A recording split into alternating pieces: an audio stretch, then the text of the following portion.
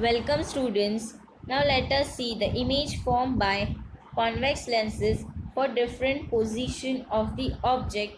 You will take with the help of this candle. You will place this candle at different position which are given here, and you will note down the position of the image, size of the image and the nature of the image. You will do that with the help of the three rules that you have studied for convex lenses. Let us see the first. Position of the object is at infinity. You can see the ray of light is coming from the infinity, and from this point it gets refracted, and at point F2 it converges. So the position of the image is at F2, and the size of the image is point image, and the nature of the image is real and inverted. It is because on the other side of the lens, so it is real and inverted. Second, the position of the object is beyond 2f1. You can see here this is the position of the object. Again you will draw the ray diagram, and you will see that at this point you get the image which is between f2 and 2f2, and even you can see the size of the image is smaller than that of this object, and the nature of the image is again real and inverted. Now let us see the third one. Position of the object is at 2f1. Again apply the rules. You get the position of the image is again at 2f2, and the size of the image is same as that of this object, and the nature of the image is again real and inverted. Fourth one, the position of the object is now between 2f1 and f1. Again apply the rules. You get the position of the image is beyond this 2f2. You can see that the size of the image is large than that of this object. Even the nature of the image is again real and inverted. Fifth one, position of the object is now at the focus f1. Apply the rules. You will see that the position of the image is at infinity. Even the size of the image is very large, and the nature of the image is real and inverted. Sixth one, position of the object is now between f1 and O, that is the optical center. Apply the rules. You get the position of the image is on the same side of that of the object, and you can see it is large than that of the object.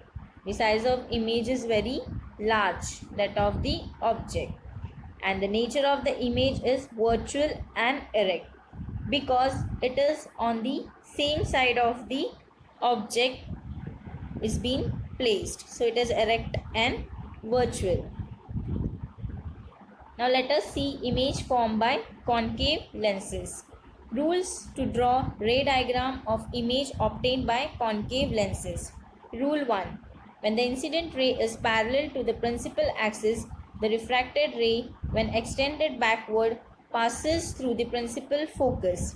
Rule 2. When the incident ray passes through the principal focus f2, the refracted ray is parallel to the principal axis. Rule 3. When the incident ray passes through the optical center of the lens, it passes without changing its direction.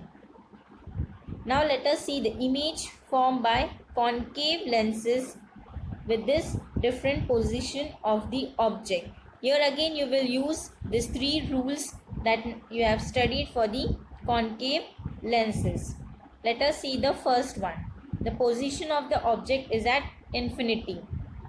You can see here the light rays coming from infinity, and from this it gets diverge. But when you extend this line in backward direction, so at this point f1, you get the image, and the size of the image is the point image. and the nature of the image is virtual and erect. Second is the position of the object is anywhere between the optical center O and infinity. You can see this. Position of the image is between the optical center and F1. You will apply the rules and you will extend this in backward direction, so this you get the position of the image. Size of the image is small. Nature of the image is virtual and erect again.